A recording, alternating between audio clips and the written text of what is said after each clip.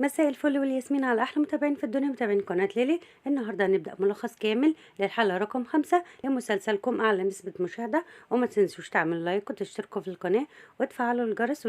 وبتبدا احداث الحلقه بصاحبه شيماء بتشوف رساله على التليفون بتاعها، وبعد كده بتقع على الارض ويغمى عليها.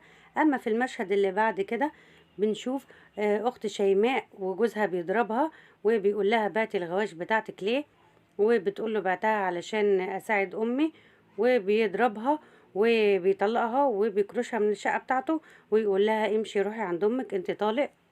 وبنروح لمشهد جديد بنلاقي شيماء واختها قاعدين مع باباهم. فجأة الباب بيخبط، بتروح امها تفتح الباب بتلاقي اختها بتقول لها جوزي ضربني وطلقني.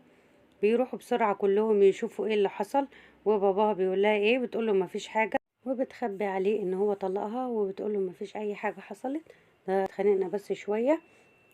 اما هنا وهم قاعدين بياكلوا، حمدية بتقول له انا لقيت لك شغل جديد هتروح ولا لا، بيقول لها ماشي هشوفه كده. وهنا شيماء بتبعت رسالة لخالها بتقول له افتح تليفونك وحشتني. وبيجي برضو رسالة لمامتها ان الست اللي بتشتغل عندها بتقول لها لازم تيجي زي ما اتفقنا. اما في المشهد ده الباب بيخبط وحد بيقول للحمدية ان اخوكي مات، وقع في النيل ومات ومش لاقيين الجثة بتاعته.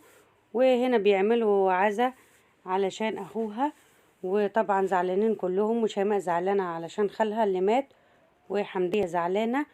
وطبعا هنا بيقولوا ان بتاعته مش موجودة، معرفوش يطلعوها، وهو انتحر في نهر النيل ونط في نهر النيل وانتحر، وبكده يبقى ما اتدفنش ولا لقوله الجثة بتاعته. اما في المشهد دوت بيرجع علي علشان يصالح مراته، بيقول لها معلش انا لما عرفت ان خالك مات جيت علشان اصالحك واردك وجبت المأذون معايا.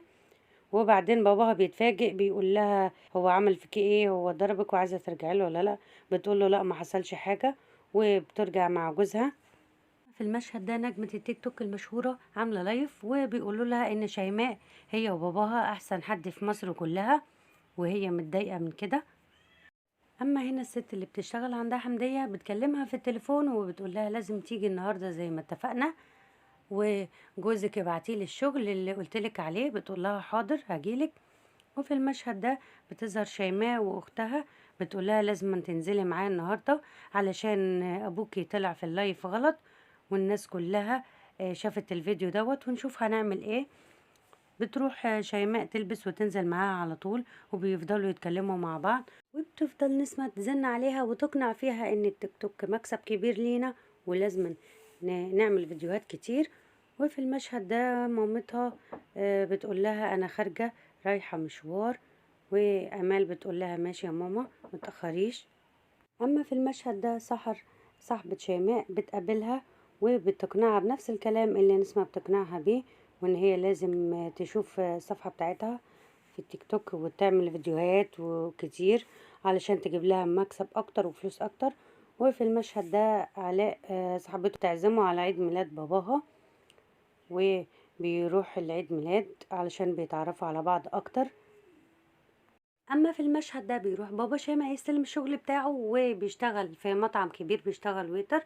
فصاحب المطعم بيقول له البس اللبس بتاعك وهتستلم الشغل من النهارده. فبيروح بالفعل يستلم الشغل وبيشتغل.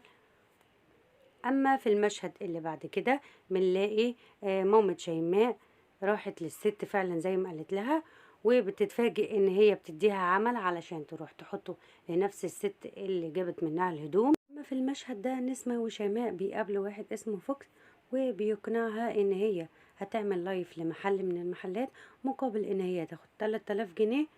و نسمة بتقنع شيماء وبتقول لها لازم توافقي علشان ده مكسب لينا، والفلوس دي نساعد بيها بابانا وتبقى عيشتنا كويسة.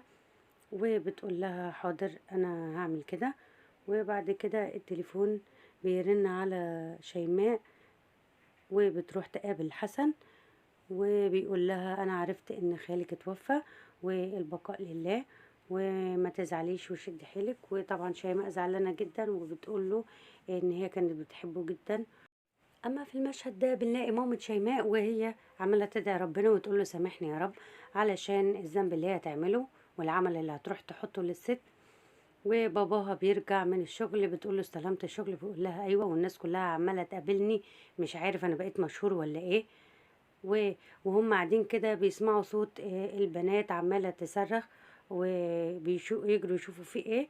بنلاقي هنا ان في حد عمال بيرمي عليهم النار من الشباك، والأوضة بتاعتهم بتولع.